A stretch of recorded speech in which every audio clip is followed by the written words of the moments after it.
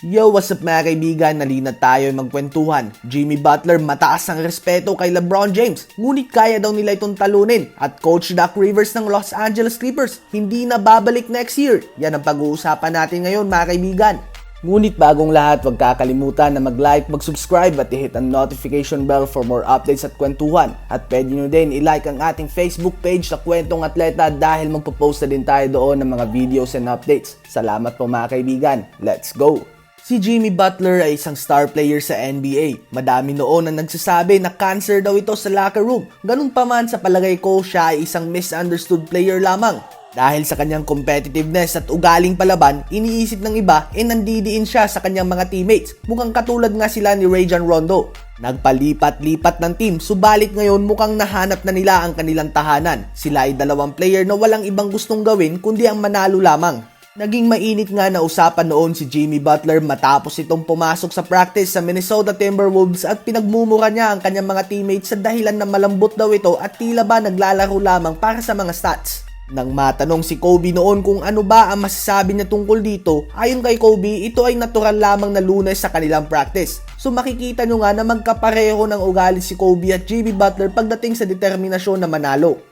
At kitang-kita naman ngayon mga kaibigan kung sino ba talaga ang may mali, kung si Jimmy Butler ba o kaya naman ang mga players ng Minnesota Timberwolves. Hindi na sikreto mga kaibigan na matagal talagang walang nakakatalo kay LeBron James sa East. Madami ang sumubok ngunit madami din ang nabigo. At isa na dito si Jimmy Butler noong siya ay nasa Chicago Bulls pa. Nang matanong si Jimmy Butler kung ano ba ang masasabi niya na makakalaban niya ang isang LeBron James sa NBA Finals, ayon kay Butler matagal na daw na ganito. Kailangan mo daw talaga daanan ng isang team na pinamumunuan ni LeBron. Paulit-ulit daw itong exam hanggang sa pumasa ka na lang at ang exam na ito ay si LeBron James. So alam nga ni Jimmy Butler na si LeBron James talaga ang ultimate challenge. Kung sa video game nga, si LeBron ang boss level o kaya naman final stage bago mo ma-perfect ito.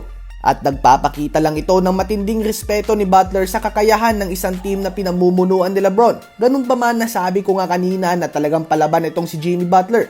Nang matanong si Butler kung ano ba ang kinakailangan ng Miami Heat na gawin upang manalo laban sa Lakers, ayon kay Butler, kinakailangan nilang maglaro na halos perpekto na basketball upang matalo ang Lakers. May kakayahan daw sila na gawin ito. Hindi daw sila nag-aalala kung number 5 seed sila at ang kalaban nila ay number 1 seed. So sa mga statement na ito ni Butler, nagpapakita ito na alam niya talaga kung gaano kagaling ang koponan ng Lakers at kinakailangan nila bawasan ang mga pagkakamali upang magkaroon ng tsansa na manalo.